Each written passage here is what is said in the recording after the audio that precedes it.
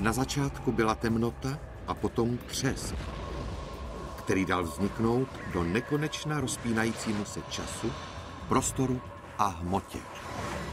Každý den nové objevy odkrývají záhadné, ohromující a smrtící tajemství místa, které nazýváme vesmírem. Vystřeluje ze slunce silou 10 000 jaderných hlavic a míří přímo k Zemi. Představte si totální destrukci energetické sítě celého kontinentu. Televize, rádio, internet. Nic nefunguje. Stejně tak neteče voda, nejsou dodávky paliva, jídla a potravin na celém světě. Ty bouře mají planetární rozměr a možnost ztrát na životech je dost velká. Během roku zemřou miliony lidí. Národní infrastruktury jsou v troskách a možná už nikdy nebudou obnoveny. To není katastrofický film, to je zpráva z Národní akademie věd z roku 2009. A někteří říkají, že globální katastrofa, která je v ní načrtnuta, může brzy přijít. Čas vypršel.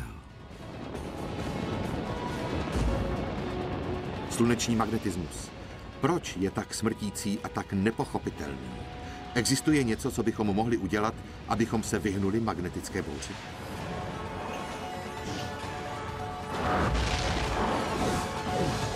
Historie uvádí vesmír, magnetická bouře. Jaro 2013. Polární záře na nočním nebi nad New Yorkem, Chicagem, Washingtonem DC a nad celou Evropou oslepila miliony lidí. Tyto polární záře jsou důsledkem koronálního výtrysku hmoty. Je známá pod zkratkou CME. Jedná se o masivní magnetickou sluneční erupci. Extrémní magnetická pole jsou výbuchy na povrchu Slunce. Mají energii 10 na 25. joulů. To je 100 milionkrát víc než nejsilnější jaderné zařízení, které kdy člověk vyrobil. Miliardy tun sluneční hmoty jsou vrženy do prostoru. Jsou elektricky nabité, magneticky polarizované a míří přímo na nás. Tato oblaka hmoty mají v průměru třeba 160 000 kilometrů, jsou velká jako třetina Slunce. Je to, jako by se celá řeka Mississippi řítila k Zemi rychlostí 1,5 milionu kilometrů za hodinu. Vědci z NASA v Goddardově kosmickém středisku sledují sluneční erupce, ale CME se pohybuje rychleji, než předpokládali. 90 vteřin poté, co Američané uviděli polární záři, se většina kontinentu ponoří do tmy. Magnetická bouře vyslala extrémně vysoké napětí do elektrického vedení v celé Severní Americe. To vytváří velmi silné magnetické pole, které indukuje další napětí a tak dokola. Napětí je tak silné, že roztaví dráty a pak se uvolní spousta energie. V dalších a dalších městech vybuchují transformátory. Elektřina zmizí. Stejně tak spojení. Schoří satelity. Nefungují telefony, televize, rádio ani internet.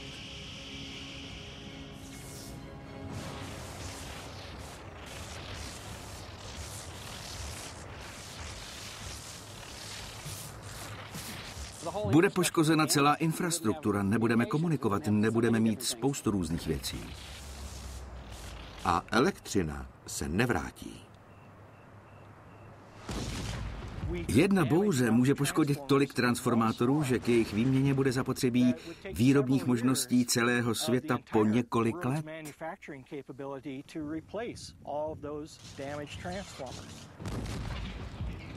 Infrastruktura se bez energie zhroutí. První na řadě je voda. Bez elektrických čerpadel vodovody ve městech vyschnou během jediného dne. Totéž platí pro benzínová čerpadla a benzínové stanice. Bez paliva se zastaví vnitrostátní doprava, tím pádem dodávky potravin do supermarketů. Lidé nemohou opustit města, protože mají prázdné nádrže. Nemohou použít své kreditní karty ani bankomaty bez elektrické energie a telefonního spojení. Žádná energie, žádné palivo, žádné jídlo, žádná voda a konec v nedohlednu. Představte si, že bude zcela zničena energetická síť celého kontinentu. V podstatě se vrátíme do středověku.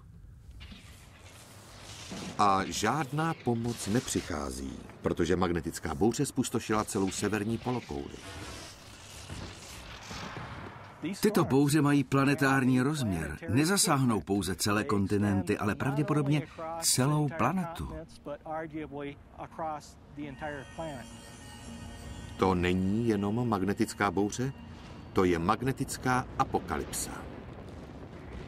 Ekonomika utrpí miliardové, dost možná bilionové ztráty. A to nebude jediná ztráta. Důsledky a potenciální ztráty na životech budou obrovské. Může zemřít 1/3 až polovina obyvatel civilizované části světa. Zní to nepravděpodobně, ale to jsou přesné závěry zprávy Americké národní akademie věd z roku 2009. Magnetická bouře ze Slunce může vymazat naši technologickou infrastrukturu, zabít miliony lidí a zničit hodně z toho, čemu říkáme civilizace 21. století. Nejsou to jen dohady. V roce 1989 sluneční magnetická bouře přerušila dodávku elektřiny v Quebecu a způsobila blackout v celé kanadské provincii, ale to byla malá bouře. Zhruba v průběhu posledních 30 let jsme byli svědky bouří, které byly 10krát větší než ta v roce 1989. Nová generace slunečních družic nám ukázala, jak velké tyto sluneční erupce jsou a jak zranitelná je naše planeta. Jako společnost nejsme připraveni na dlouhodobý výpadek elektrické sítě.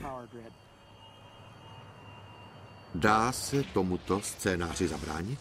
Možná. Ale pouze, když pochopíme jednu ze základních vesmírných sil.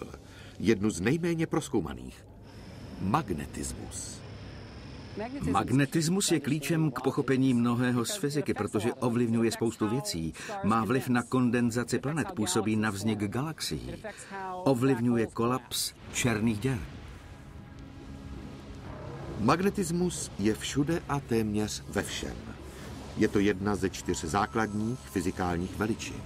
Síla, která drží pohromadě samotný vesmír. Fyzika rozeznává 4 základní přírodní síly.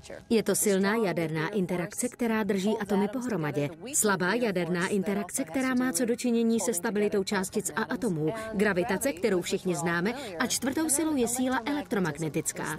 Elektřina a magnetismus jsou ve skutečnosti 2 strany jedné mince. Jako něco tak základního bývá magnetismus často přehlížen. Kromě toho, že drží vzkazy na lednici, nesetkáváme se s magnety v každodenním životě příliš často. Magnetismus není něco, čím bychom se běžně zabývali. Magnetické pole nemůžete cítit. Můžete si přejíždět magnetem po těle a nic neucítíte. Takže není součástí každodenní zkušenosti. Klíčovou vlastností magnetismu je přitahování a odpuzování. Držím v rukou 2 magnety, abych vám ukázala, jak magnetické pole funguje a jak je ve skutečnosti silné. Jsou k sobě přitahovány a musím se opravdu snažit, abych je od sebe odtrhla. Ale mohou se také odpuzovat. Ukáži vám to na tomhle stojanu. Když na něj jeden navléknu a druhý na něj pustím, nemohu je dát k sobě. Prostě odskočí. Ve skutečnosti je magnetismus jedinou silou, která nám zabraňuje procházet zdmi nebo propadnout podlahou. Molekuly a atomy jsou extrémně malé a prostor mezi atomy je velmi velký. Na atomární úrovni se téměř vše skládá z prázdného prostoru. Vzdálenost mezi elektrony, které obíhají kolem protonů, je poměrně velká. Je to jako tenhle ventilátor. Pokud si představíte elektrony jako listy vrtule, střed jako jádro, pak v případě, že se vrtule netočí, mohou věci projít skrz. Není to pevné. Tak proč je to neprostupné? Protože elektromagnetická přitažlivost mezi záporně nabitým elektronem a kladně nabitým protonem to drží pohromadě a celé se to otáčí. Takže pokud se to točí opravdu rychle, jako listy tohoto ventilátoru, které představují elektrony kolem atomu, tak to takhle odskočí. Proto nepropadneme podlahou a nemůžeme procházet zdí. Nejsou to atomy sami o sobě, ale magnetické pole, které dělá věci pevnými a které nám brání procházet zdmi. Magnetická síla věci přitahuje a odpuzuje podél siločar. Vezmeme tyčový magnet, na něj položíme list papíru, na který nasypeme železné piliny. Piliny se sami srovnají podél siločar vycházejících z magnetu. Je to dobrý způsob, jak zjistit, jak vypadá magnetické pole. Jedinou z možností, jak si siločáry představit, je srovnání s pruhy na dálnici. Provoz směrem na jih se nikdy nestřetne s provozem směrem k severu. Elektromagnetické siločáry jsou jako dálniční pruhy. Auta jedou po dálnicích v pruzích. To je důvod, proč při pohledu na sluneční povrch na něm uvidíte ty nádherné oblouky, které představují siločáry, podél nichž může proudit plazma. Ale na povrchu slunce jsou tyto siločáry velmi silné a smrtící. Představte si v této dálniční analogii, že mezi severním a jižním pruhem byl pro urychlení otevřen prostřední pruh. Pokud nebudou dána jasná pravidla, kdo bude tento pruh používat, bude tam obrovský zmatek. Každý se bude snažit jet v tomto pruhu, vznikne chaos a uvolní se velké množství energie. Nyní si představte, že by tato dálnice byla na slunci a auta by byla dlouhá 32 000 kilometrů.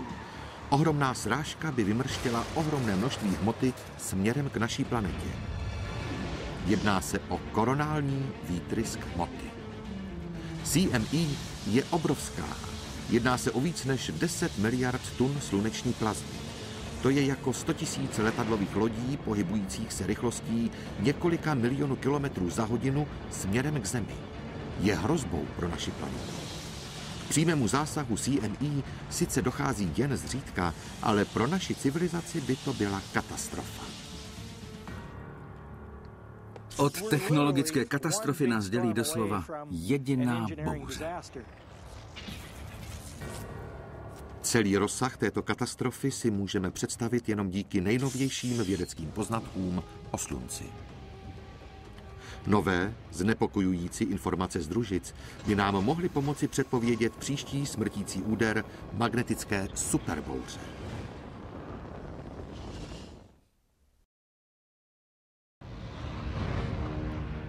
Teprve nedávno bylo prokázáno, že magnetická sluneční bouře je smrtelnou hrozbou pro Zemi. Slunce neustále vyvrhuje hmotu. Od radiace k rentgenovým paprskům přes sluneční erupce až po koronální výtrysk hmoty. Důvod, proč nás tyto výtrysky pravidelně nezasahují, je, že je Země chráněna. Zemi obklopuje ohromné magnetické pole, je jím obklopena a když dojde ke sluneční erupci a výtrysku sluneční hmoty, je magnetické pole naší záchranou, naším štítem. Představte si Zemi jako tento globus a Slunce jako brokovnici. Slunce vystřeluje silné střely směrem k Zemi každých několik dní.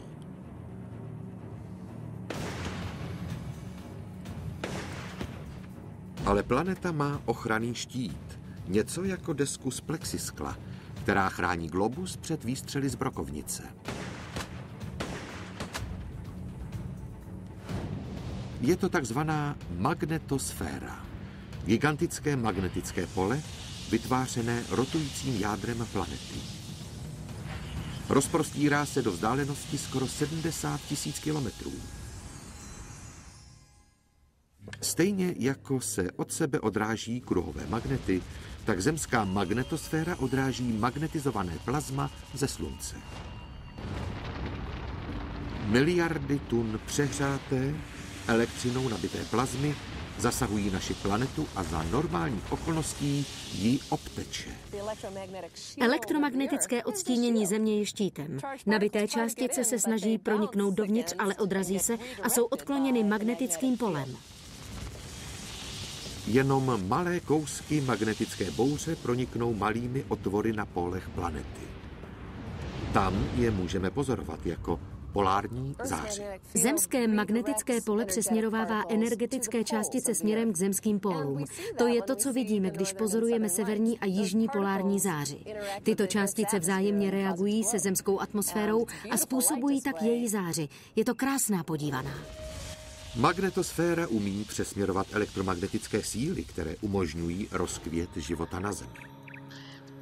Bez nich by radioaktivní částice zahubily veškeré formy života. Naštěstí pole dokáže odklonit různé vlivy, jako sluneční erupce směrem od planety a dovolí jiným jako světlo a teplo proniknout do naší atmosféry. Možná se divíte, jak je možné, že nás magnetosféra chrání před koronálními výtrysky hmoty, ale sluneční svět přes něj může proniknout a poskytnout nám denní světlo.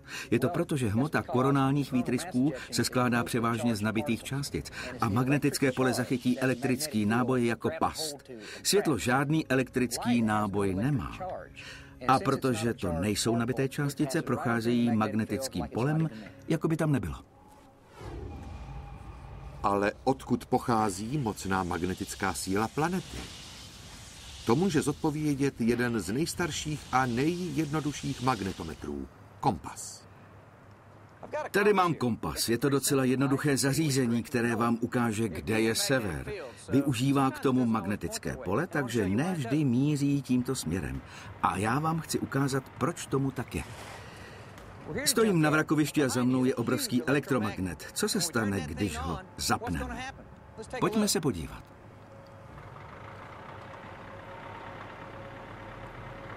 Páni, kompas se otočil směrem k magnetu, ale když ho vypneme, otočí se zpátky a bude ukazovat na sever. A to nám dokazuje, že kompas neukazuje na sever, ukazuje na nejbližší silné magnetické pole. Ve skutečnosti kompasy neukazují na severní pól. Ukazují na kus skály západně od ostrova Ellesmere poblíž Kanady. To je magnetický severní pól. Ale severní pól není sám o sobě magnetem. Magnetické pole je generováno silami hluboko uvnitř planety. Magnetická pole jsou vytvářena pohybem proudu. Celá Země je jeden velký pohybující se proud. Země se otáčí a její jádro je roztavené a tekuté. Je to něco jako tahle sklenka vína. Když s ní zatočím, bude se víno točit dokola podél okraje sklenice. Něco podobného se děje v zemském jádru. Roztavené železo v jádru víří dokola a vytváří magnetické pole.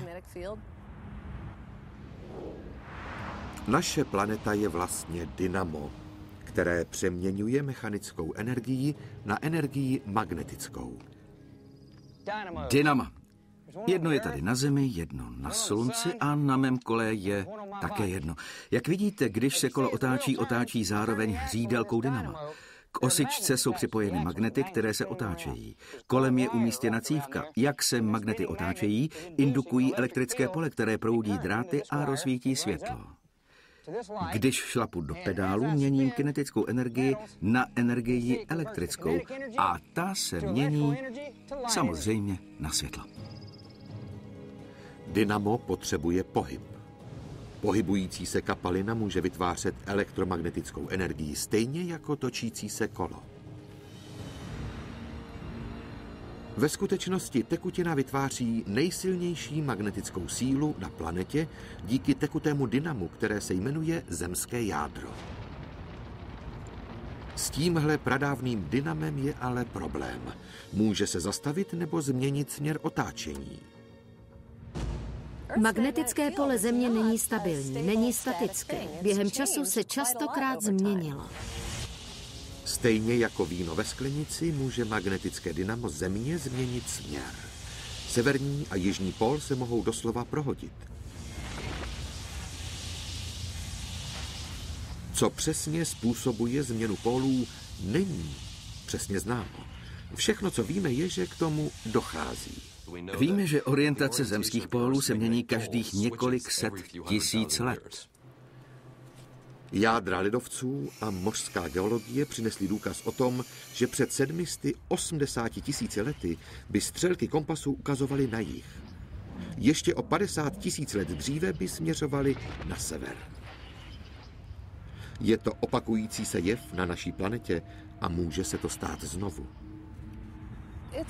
Je téměř jisté, že magnetické pole Země znovu změní směr, jen nevíme, jak brzy. K poslednímu přepolování došlo naposledy před 780 000 lety. To je déle, než obvykle ke změně dochází. Takže v jistém slova smyslu jsme s obratem pozadu. Nikdo si není jistý, jak přepolování ovlivní lidský život. Kompasy budou ukazovat na jih. Může dojít k narušení migrace ptáků, bude ovlivněna navigace podle GPS. Ale je tu ještě jeden znepokojivý důsledek. Přepolování by mohlo znamenat období, kdy magnetické pole naší planety oslabí nebo úplně zmizí. Problém je, že pokud je magnetické pole oslabené, není již tak účinným štítem proti částicovému záření Slunce. Představte si Zemi jako globus se štítem z plexiskla. Jenže teď je štít oslaben. Vysoce intenzivní výbuch ze Slunce může způsobit obrovské škody. Při opožděné změně pólů může ochranná magnetosféra Země zmizet a ponechat celou planetu na pospas smrtícím magnetickým bouřím přicházejícím ze Slunce.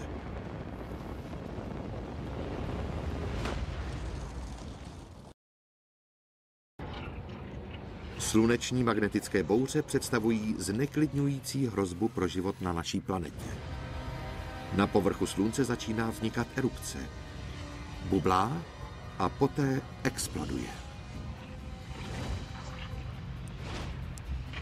Jedná se o strašlivý výbuch na povrchu Slunce a je to tu obrovská bouře, koronální výtrysk hmoty. Tyto ionizované částice se od Slunce vzdalují extrémní rychlostí. Toto jsou dosud nevídané záběry z nové družice NASA, která nese jméno SDO, Sluneční dynamická observatoř. Ještě nikdy nemělo lidstvo možnost vidět naši mateřskou hvězdu tak zblízka. Velký rozdíl mezi touto a předešlými observatořemi je v tom, že nyní můžeme pozorovat nepřetržitě celé Slunce. Dřív jsme mohli pozorovat pouze malou část a ne celý kotouč.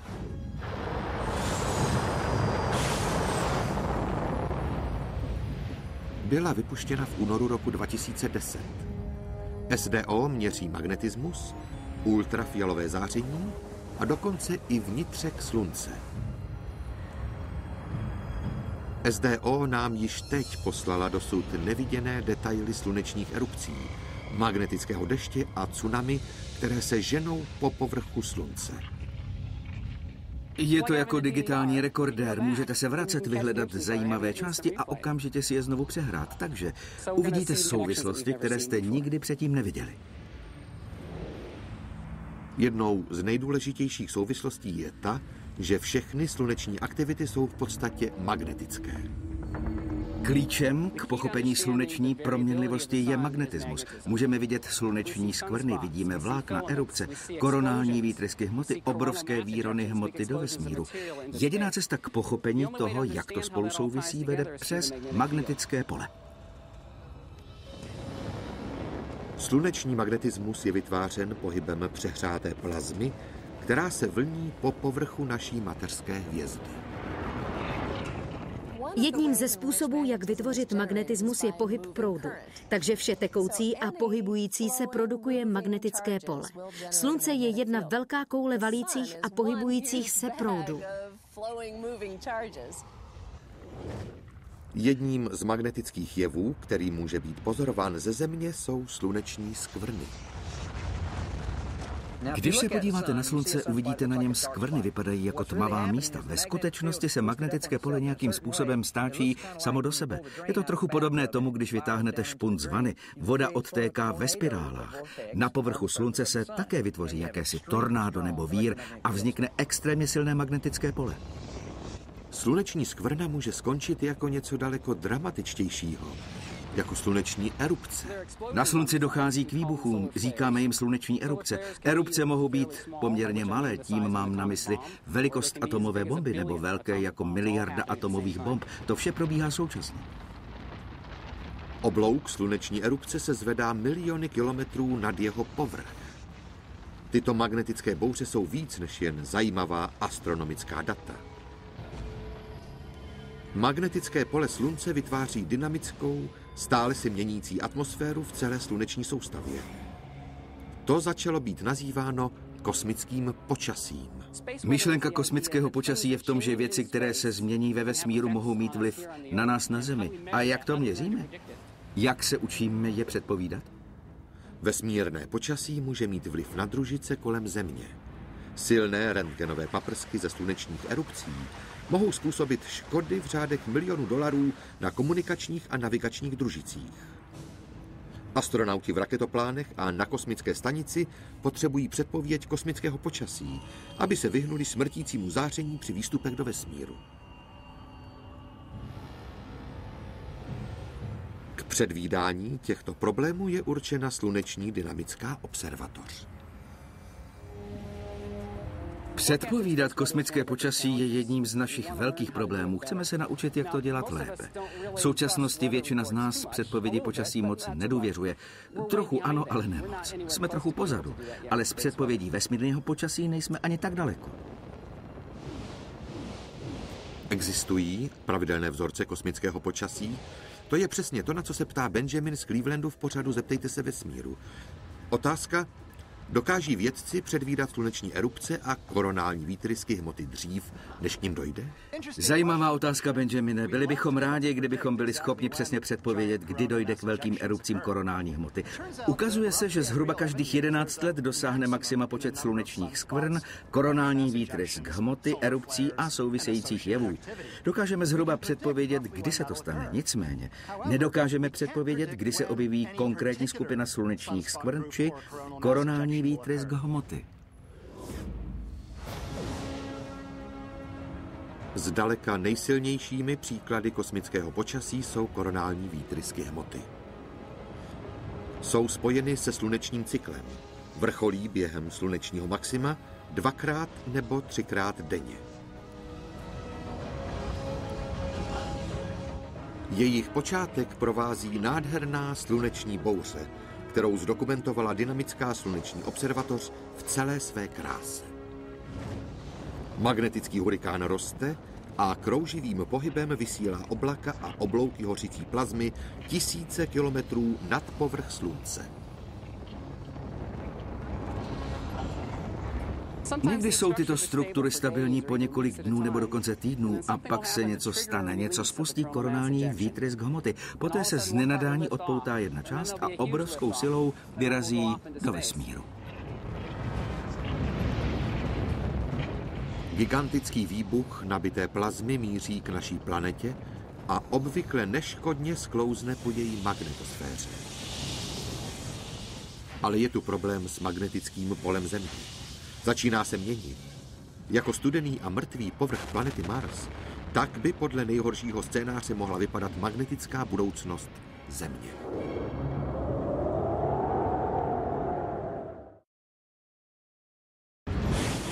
Kdyby nebylo ochranné síly naší planety, magnetosféry, mohly by magnetické bouře přivést naši civilizaci do slepé uličky.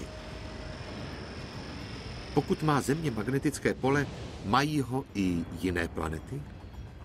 Podle NASA je to zásadní otázka, protože magnetická pole jiných planet mohou odhalit budoucnost Země. 1, 0, start. Je odstartováno. Teprve se začátkem vesmírných programů v roce 1960 jsme byli schopni detekovat magnetická pole jiných planet. A objevy jsou překvapivé. Všechny 4 obří planety, Jupiter, Saturn, Uran a Neptun, všechny mají v současnosti aktivně vytvářená magnetická pole. Jupiterovo magnetické pole je nejsilnější ve sluneční soustavě. Jeho povrch je 10krát silnější než povrch zemského pole. Magnetické pole Jupitera se rozkládá 4 miliony kilometrů nad jeho povrchem a plní stejnou funkci jako magnetické pole Země. Na Jupiteru a Saturnu můžeme pozorovat polární záři, což je přesně stejný druh interakce jako u polární záře na Zemi. Jsou to částice ze Slunce, které jsou díky magnetosféře soustřeďovány k pólům těchto planet stejně jako na Zemi.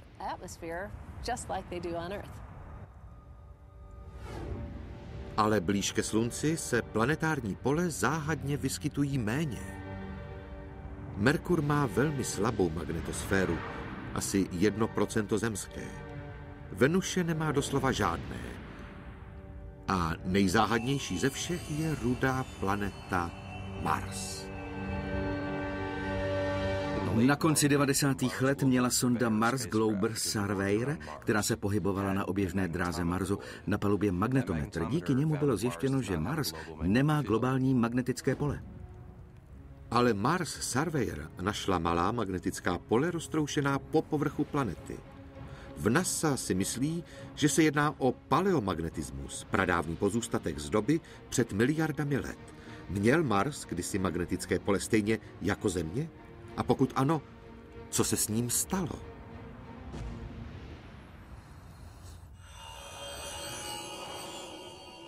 Naštěstí nemusíme pátrat na rudé planetě, protože její kousky už tady máme. Skutečně máme vzorky hornin z Marsu. Jsou to meteority. Z Marsu je vystřelil před miliony lety náraz asteroidu nebo komety. Tyto horniny bloudily v prostoru a pak některé z nich náhodně dopadly na Zemi. Jeden z těchto meteoritů je skutečně slavný. ALH 84001.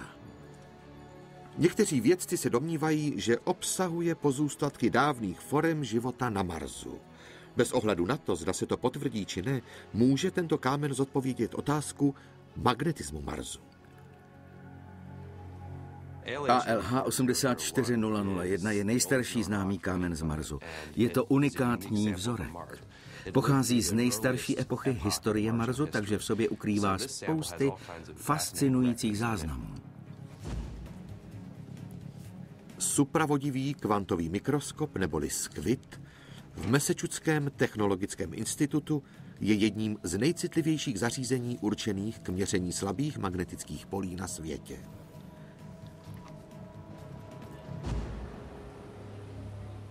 Ukázalo se, že kámen je magnetický a jeho magnetismus, paleomagnetismus, se dá velmi přesně datovat do období před 4 miliardami let. Pod povrchem meteoritu je dávný záznam magnetosféry Marsu. Před 4 miliardami let vířilo v jádru planety magma, které produkovalo silné magnetické pole. Raný magnetický Mars se zásadně lišil od toho, který známe dnes. Myslíme si, že vrstva atmosféry byla v té době silnější než dnes. Na povrchu byla pravděpodobně tekoucí voda a teplota byla vyšší. Byl mnohem podobnější Zemi. Poté Mars záhadně zemřel. Teplota klesla, zmizela voda i atmosféra. Co se stalo? Magnetické pole Marsu zmizelo před 4 miliardami let. Fascinující na tom je to, že přibližně ve stejnou dobu se začaly původní teplé a vlhké podmínky měnit do dnešního chladu a také sucha.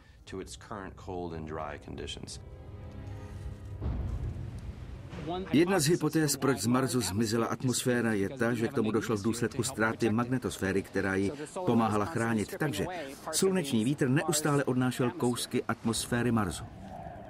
Bez magnetického štítu by koronální výtrys hmot bombardoval povrch planety a magnetický hurikán by smetl její atmosféru. Najednou atmosféra začala ztrácet obrovská množství plynů, jako kyslík, argon a dusík. Atmosféra se postupem času stenčovala. Voda na povrchu přestala být stabilní. Mars jako by se dostal do stáze, suché a chladné stáze. Ale mohlo by se to stát i na Zemi? Jistě v určitém okamžiku bude magnetické pole vypnuto, ale vypínání bude trvat dlouho. Daleko okamžitější následky bude mít přepolování magnetického pole. Jak jsme již viděli, naše planeta obrací své pole každých několik set tisíc let. A změna už měla proběhnout. Až se bude magnetické pole obracet, může planeta zůstat bez ochranné magnetosféry po dobu několika dní nebo i déle. Pak by se velmi reálně mohl opakovat osud Marsu. Uvidíme magnetické bouře, které moderní civilizace dosud nikdy nepoznala. Ale proto, aby vznikl chaos, není zapotřebí planetárního obratu. Odborníci tvrdí, že celá naše společnost by mohla být zničena magnetickou bouří. Planetární katastrofě lze předejít, ale potřebné kroky je nutné udělat již brzy. V roce 1989 zasáhla Severní Ameriku erupce, která vyřadila rozvodné sítě v Quebecu a okolí. 6 milionů lidí se ocitlo bez proudu uprostřed chladné kanadské zimy. Dodávky elektřiny byly obnoveny během jednoho dne. Bylo tak zabráněno větší katastrofě. Ale bouře v Quebecu byla malá. Mnohem větší bouře byla zaznamenána v roce 1859. Polární záře byla vidět daleko na jihu, až na Kubě. Telegrafní dráty táhnoucí se napříč Amerikou bzučely a jiskřily, dokud je obrovské přepětí neskratovalo. Mohla to být jedna z největších geomagnetických bouří, které se kdy vyskytly. Byla 10krát větší než ta, která způsobila problém se sítí v Severní Americe v roce 1989. Poslední údaje z SDO a dalších observatoří ukazují, že tyto masivní sluneční bouře jsou mnohem běžnější, než jsme si mysleli. Co by se stalo, kdyby obří bouře podobná té z roku 1859 zasáhla naší planetu dnes? Katastrofu by spustila sluneční skvrna erupcí na povrchu Slunce, která by vystřelila miliardy tun hmoty přímo k Zemi. V 8 minutách by rentgenové a gamma paprsky zničily většinu družic. Naše společnost spojená dráty by oslepla. Žádné GPS, žádná letecká navigace, žádná satelitní nebo kabelová televize. Na oběžné dráze krouží stovky a stovky satelitů. V průměru každá z těchto družic stojí $500 miliardy. Tam nahoře jsou stovky miliard dolarů, které by se vypařily. Během 8 až 16 hodin by ohromné množství sluneční hmoty zasáhlo zemskou magnetosféru, prorazilo ji a vybuchlo přímo na planetě. Infrastruktura by zaznamenala vysokou indukci proudu, který by začal proudit rozvody vysokého napětí. Způsobilo by to výbuchy výkonových transformátorů po celé Zemi. Pokud odejdou transformátory, odejde s nimi každé elektrické zařízení v Americe. Rozvodná infrastruktura je rozhodující, možná je to základní pilíř celé infrastruktury. Pokud přerušíte dodávky proudu, ostatní infrastruktury se zhroutí okamžitě nebo během několika dnů.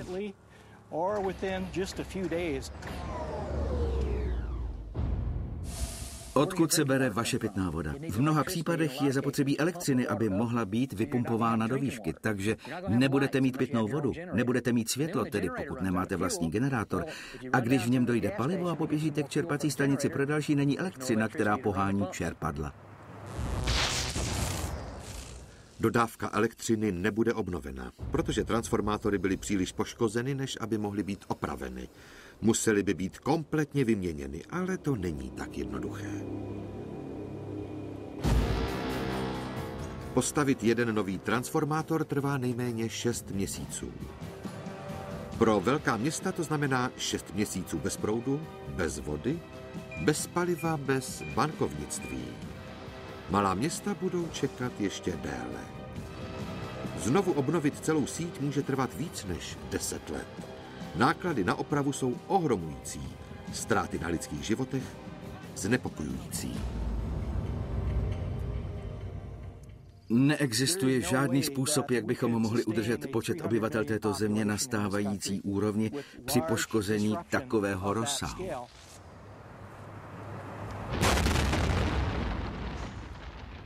Některé odhady naznačují, že velká magnetická bouře by mohla přinést smrt třetině až polovině populace rozvinutého světa. To je 100 milionů ve Spojených státech, 250 milionů v Evropě a 1 miliarda životů v Asii, které by padly za oběť magnetické bouři. Až do dnešní doby byl takový druh katastrofy opravdu nepochopitelný. Můžeme udělat něco proto, abychom zabránili takovémuto typu destrukce? Odborníci se to nyní díky lepšímu pozorování vybuchujícího magnetického povrchu Slunce snaží naplánovat. Zároveň projektují lepší ochranné štíty pro kabely a transformátory. Nyní musíme vymyslet způsob, jak tyto změny dodatečně namontovat do stávajících sítí. Jsme stále na počátku pokusů přijít na to, jak tyto infrastruktury lépe zabezpečit. Apokalyptická síla magnetické bouře nám ukazuje, jak zásadní je magnetismus pro naše životy a samotný vesmír. Jak vidíte, je elektromagnetismus nejdůležitější silou, která řídí náš každodenní život. Myslím si, že lidé o magnetismu nepřemýšlí, stejně jako ryba ve vodě nemyslí na vodu. Je všude. Drží všechno pohromadě. Udržuje atmosféru. Dýchání i vidění je důsledek elektromagnetické interakce. Magnetismus je jednoduchá síla. Jedna z nejzákladnějších ve vesmíru. Může se stát dětskou hračkou. Drží molekuly u sebe a když budeme mít štěstí, ochrání naší planetu před obrovskou silou Slunce. Pro obyvatele Země je to jedna z nejpřehlíženějších sil ve vesmíru. Přesto nám magnetismus dává a může vzít všechno. Vyrobil historii v roce 2011.